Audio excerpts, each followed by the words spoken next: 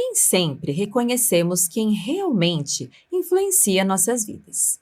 Nossa identidade é moldada por heranças invisíveis, por vozes que ecoam dentro de nós. Mas e se estivermos refletindo um pai que não deveríamos?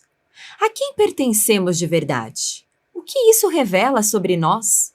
Para nos conduzir à meditação sobre esse assunto, trago a você um texto de uma cristã que trabalha na área da beleza, a Maristela Milpointner, no Tel Media Blog, que tem como título O Pai nos chama a sermos seus filhos.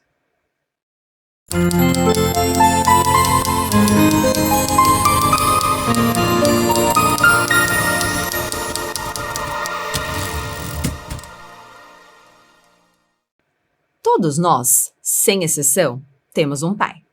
Um filho carrega em si a imagem do pai. Essa é a essência da filiação. É por meio dela que expressamos a natureza daquele a quem pertencemos.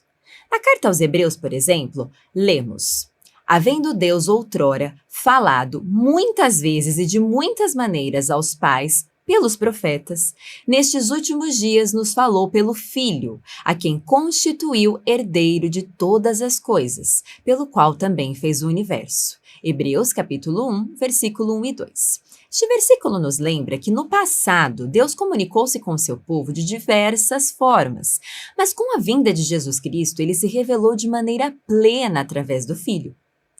A vinda do Senhor Jesus torna mais evidente a figura de Deus como um pai.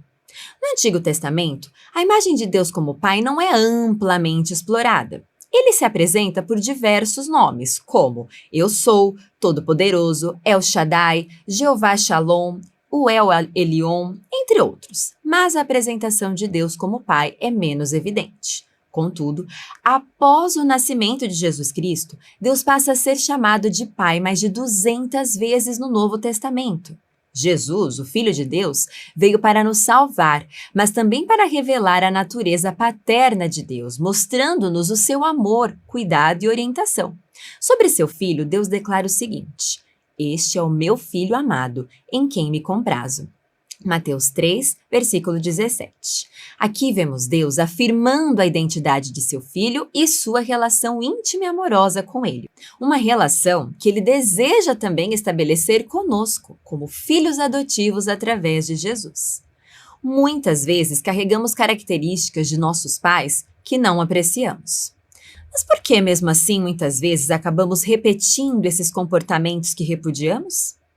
Isso acontece porque focamos naquilo que nos desagrada, prestando atenção excessiva a essas características. Como aprendemos por meio da imitação, acabamos reproduzindo os mesmos comportamentos. Note o que se vê em Jesus, por exemplo. Replicou-lhe Filipe: Senhor, mostra-nos o Pai, e isso nos basta. Disse-lhe Jesus: Filipe, há tanto tempo estou convosco e não me tens conhecido? Quem me vê a mim, vê o Pai. Como dizes tu, mostra-nos o Pai? João, capítulo 14, versículos 8 e 9. Na Bíblia, o termo Pai não se aplica apenas a Deus. Além de reconhecermos Deus como nosso Pai e termos um pai terreno, a Bíblia também menciona Adão e o diabo como figuras paternas, que de diversas formas podem influenciar a nossa vida e o nosso caráter. No original bíblico, em grego, a palavra pai, eu vou tentar pronunciar porque eu não falo grego, tá? É putir, que deriva de uma raiz que significa nutridor, protetor, sustentador. Esse termo é utilizado na palavra de Deus em relação a todos os pais mencionados: Adão, o pai terreno, e o pai diabo. Assim, cada um deles de alguma forma pode nutrir, prover e sustentar aspectos de nossa vida. Primeiramente, vou falar do pai Adão, que foi o pai pecador. Embora a palavra pai não seja diretamente atribuída a Adão, podemos entender que ele é nosso pai, pelo princípio descrito na Bíblia, pois a função paternal que ele representou foi transmitida a nós. Adão pecou, e como ele, todos nós também somos pecadores. Assim, como ele comeu do fruto, nós também teríamos feito o mesmo. Eu e você também desobedeceríamos a Deus. Essa correspondência paternal com Adão é declarada por Paulo. Veja, Portanto, assim como por um só homem entrou o pecado no mundo e pelo pecado a morte, assim também a morte passou a todos os homens porque todos pecaram. Romanos 5, versículo 12. A primeira genética que herdamos é a de Adão, pois somos semelhantes a ele, pecadores. Ainda escrevendo aos Romanos, Paulo reforça essa transmissão do pecado a partir de Adão. Perceba isto neste versículo. Neste caso, quem faz isto já não sou eu, mas o pecado que habita em mim. Romanos 7, versículo 17. Então, desde a nossa concepção, já estamos em pecado. Assim como nosso pai Adão, todos nós somos pecadores e agimos conforme a nossa natureza.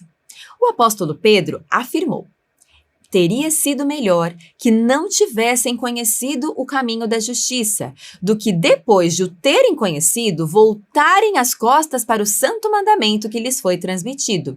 Confirma-se neles que é verdadeiro o provérbio: o cão volta ao seu vômito e ainda a porca lavada volta a revolver-se na lama. 2 Pedro capítulo 2, versículos 21 e 22. Agora vamos tratar do diabo, ou melhor dizendo, o pai de todo engano e mentira. Quem pode afirmar que nunca mentiu? Quem de nós não caiu nessa falha, talvez nesta semana ou até mesmo hoje? Sempre que nos envolvemos em qualquer tipo de mentira ou omissão, quando nosso sim deixa de ser um verdadeiro sim e nosso não não é um autêntico não, acabamos agindo como filhos do diabo. E nessas situações é o próprio diabo quem assume esse papel. O diabo, imitando ter características paternas, se apresenta como provedor, sustentador e nutridor, e buscará prover ocasião para que você continue envolvido na mentira. Um abismo chama outro abismo. Ele sempre dará um jeito de criar uma situação para que você manifeste a sua natureza através do engano, da traição e da confusão. Veja o que Jesus afirmou sobre isso. Vós sois do diabo, que é vosso pai, e quereis satisfazer-lhe os desejos. Ele foi homicida desde o princípio, jamais se firmou na verdade, porque nele não há verdade. Quando ele profere mentira, fala do que lhe é próprio, porque é mentiroso e pai da mentira. João 8, versículo 24. Todo comportamento inadequado, proveniente da nossa natureza humana, também é influenciado por nossos pais terrenos. Infelizmente, como pecadores, herdamos atitudes negativas deles, que também são imperfeitos. Consequentemente, também passaremos essas heranças aos nossos filhos. Contudo, todo o bem que recebemos de nossos pais e que transmitiremos a nossos filhos é um presente das generosas mãos de Deus, conforme aprendemos na Escritura. Sabendo que não foi mediante coisas corruptíveis, como prata ou ouro, que fostes resgatados do vosso fútil procedimento que vossos pais vos legaram. 1 Pedro capítulo 1, versículo 18. Então, Deus, em sua imensa graça e misericórdia, nos concedeu virtudes. Nada que há de bom em mim ou em você é fruto de nossas próprias ações. Isso porque, como pecadores, não temos a capacidade de gerar algo bom por nós mesmos. Todo bem é Deus quem nos dá. O ensino de Tiago é bem claro a esse respeito. Toda boa dádiva e todo dom perfeito vem do alto, descendo do Pai das luzes, em quem não há variação ou sombra de mudança. Tiago, capítulo 1, versículo 17. É verdade que temos virtudes, mas são dádivas generosas concedidas por Ele, que as derrama em nosso interior. Por outro lado, tudo o que há de pecaminoso, difícil ou intransigente vem de nós mesmos, muitas vezes carregado desde a nossa família de origem. Veja o que a Bíblia nos ensina sobre a ação de Deus em seus filhos. Além disso, tínhamos os nossos pais segundo a carne, que nos corrigiam e os respeitávamos. Não havemos de estar em muito maior submissão ao Pai espiritual e então viveremos? Hebreus, capítulo 12, versículo 9. A salvação em Cristo envolve uma mudança de paternidade, como nos informa a palavra de Deus. Pois outrora erais trevas, porém agora sois luz no Senhor. Andai como filhos da luz. Efésios capítulo 5, versículo 8. Dessa forma, devemos aprender tudo o que fazemos e vivemos em Deus, e encontramos essa sabedoria em Jesus, seu Filho. Como seus filhos, devemos buscar em Jesus nosso modelo, aquilo em que devemos nos transformar. O filho reflete a imagem do pai, conforme lemos o seguinte: sede, pois, imitadores de Deus, como filhos amados, e andai em amor, como também Cristo nos amou e se entregou a si mesmo por nós, como oferta e sacrifício a Deus em aroma suave. Efésios 5, versículos 1 e 2. Todos nós passamos por diferentes etapas de crescimento ao longo da vida, tanto no aspecto natural quanto no espiritual. Chegará o momento em que precisaremos seguir nosso caminho de forma independente, sempre guiados pelo nosso Pai das Luzes. Nesse processo, aprenderemos a lidar com nossos pecados e com a graça redentora de Cristo, ao mesmo tempo em que buscamos um relacionamento mais profundo com o nosso Pai. Veja o que aprendemos pelo registro de Lucas. Logo que seus pais ouviram, ficaram maravilhados, e sua mãe lhe disse: Filho, por que fizeste assim conosco? Teu pai e eu, aflitos, estamos à tua procura. Ele lhes respondeu: Por que me procuráveis? Não sabíeis que me cumpria estar na casa de meu pai? Lucas capítulo 2, versículos 48 e 49. Esses 3 pais se manifestarão à medida que você não os substituir por um único pai, o pai absoluto, eficiente, perfeito. Quando você se perceber unicamente como filho de Deus Pai, não permitirá que as influências afetem sua vida. É fundamental buscarmos dia após dia aprender a nos relacionar e a refletir a imagem de Deus Pai. Dessa forma, o pai Adão não ressurgirá em nós, o pai diabo se afastará de nós e não repetiremos comportamentos fúteis e negativos que adquirimos de nossos pais terrenos. Jesus é o nosso modelo de conduta que nos leva a nos comportarmos como filhos de Deus. Sendo o Filho de Deus, ele mantém uma relação harmoniosa com Deus Pai e Deus Espírito. Ao mesmo tempo, como Filho do homem, veio para servir e cumprir a sua missão. Esta é a dinâmica vista em Cristo: filho, relacionamento; servo, trabalho. Dessa forma, Deus nos chama a refletir a imagem do nosso Pai, seguindo o exemplo de Jesus, seu Filho. Reconhecer-nos como filhos de Deus é essencial, cultivando um relacionamento com Ele como nosso Pai e servindo uns aos outros, pois ao servir o próximo, servimos ao próprio Deus. O nosso propósito é pertencer a Deus e nossa vida deve ser um testemunho da sua grandeza. Jesus nos afirma que a adoção divina impacta a nossa realidade e identidade. Mas a todos quantos o receberam, deu-lhes o poder de serem feitos filhos de Deus, a saber, aos que creem no seu nome. João, capítulo 1, versículo 12. Portanto, cada ação que realizamos em nossa vida como seres humanos está ligada àqueles a quem pertencemos ou buscamos pertencer.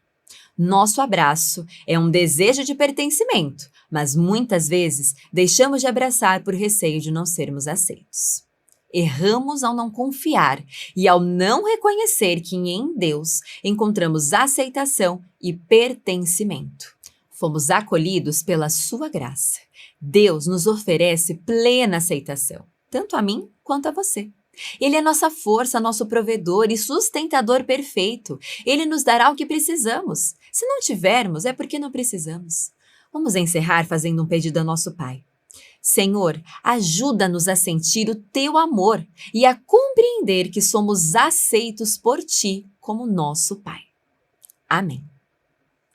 Esse foi mais um post do Tel Media Blog e tem mais uma ou duas coisas que te ajudarão nessa identidade de filhos de Deus. A primeira delas vai frear o pai Adão. Assista aqui no YouTube o Tatielas número 38, se chama Masculinidade segundo as Escrituras, com o pastor David William. Foi uma conversa edificante que definiu muito bem alguns traços de um homem de Deus. Já para afastarmos o outro indivíduo que discutimos hoje, confira o Vida Pura número 26, Chefes de Família sem Masculinidade Bíblica. Para ser sincera, muitos dos nossos podcasts tratam muito bem dos atributos que formam bons homens, que também formarão bons filhos, para a glória de quem nos criou. Mas não me permitiram ficar meia hora falando de todos, vocês terão que maratonar aí. Bom, para facilitar e também para ficar ainda melhor, tem um post muito bom do nosso editor-chefe, se chama tudo passa. A palavra do Senhor não passará. É bem fácil de encontrar. Acesse telmedia.blog.br ou digita na lupinha do seu streaming de música ou agregador de podcast. E nesses aplicativos estão todos os nossos podcasts também.